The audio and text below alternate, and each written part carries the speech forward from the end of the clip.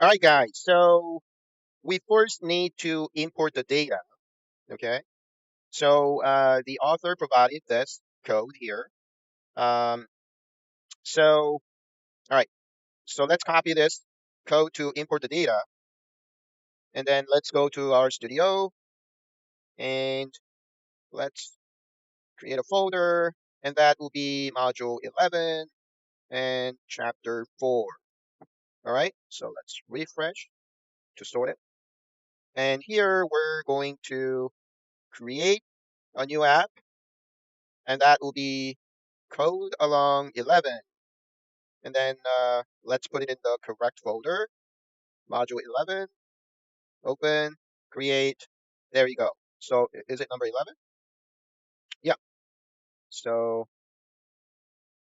now here we have this app .r file created.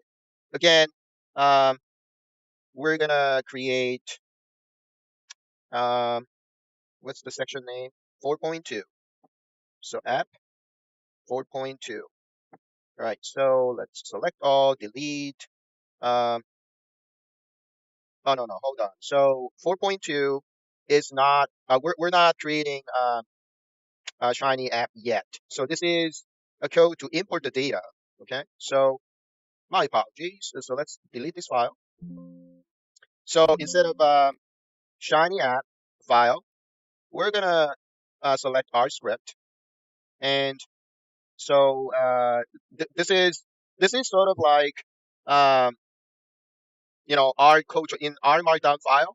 You have our code chunk. That's where we type the code, right? So you could think of our script file as the our code chunk in our markdown file. I'm saying that because my students are more familiar with our markdown file than our script.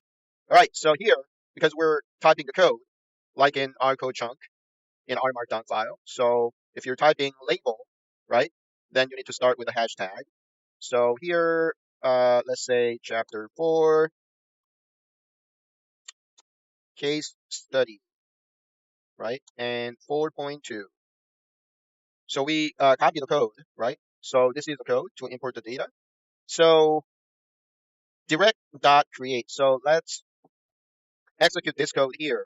Um, so this is to create. So create a new folder named. Is it names? Yeah, I don't know how to pronounce this word, but we're creating a new folder here. So let's execute this line 5. Control enter. So all right, where is? Oh, it create. Oh, I see. All right. So what you need to do instead, so we don't want this new folder here. So let me delete this folder. Apply 8. Yeah, I don't want that there either. So we want that new folder inside code along 11, right? So this, so let's set this um, working directory. So you can see here, this is a working directory, code along 11, right? This is the working directory. Now, if you execute this code again, control enter, the new folder is created right here, right? So now here, um, what is it? We're creating a function to download data. So looks like we have three three files to download, and this download is customized function, right? So what this function does, if you look at the body of the function, the first line here, line 8, URL. So this is a URL, right? So if you go to a URL, uh, so there's nothing there because we need one more text here. So the next line 9, download dot file, that function. So if you bring up documentation, download dot file, right? So it has the URL, right, and destination file.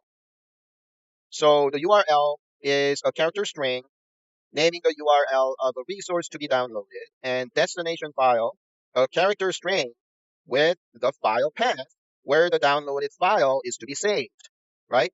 So this one right here, right? That's the value we're providing for the URL argument.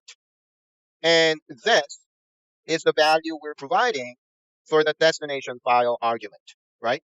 So the URL, this object here in the pass to zero function, is this whole text within the double quotation, and with the paste to zero, right? So um, let's run this. So now we have URL object. That's this string, right? So when we run this, right, paste to zero, URL and name. Name is the value we're providing for the function, right? So for example, this, right? So that is a name. So if we were to run this, paste zero, and then URL, right? And for the name, let's say we're providing this, right?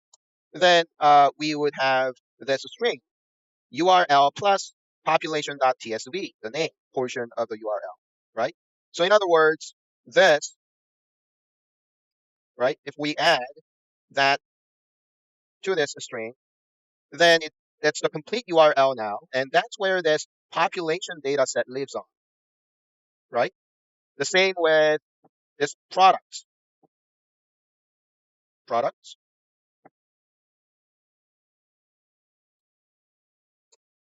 So this data lives there, right? TSV means tab separated values, right? So the values between product code and title, they're separated by a tab. Okay. All right. Um, so now, if we execute this, so we got download function in the environment, right? And if we run these three, then if you look at the folder, you have all the data imported, right? So let's name this save as. Um, so 4.2 import data, right? 4.2 import data. Okay, let's save that. So that should be here, 4.2 import data, right? All right.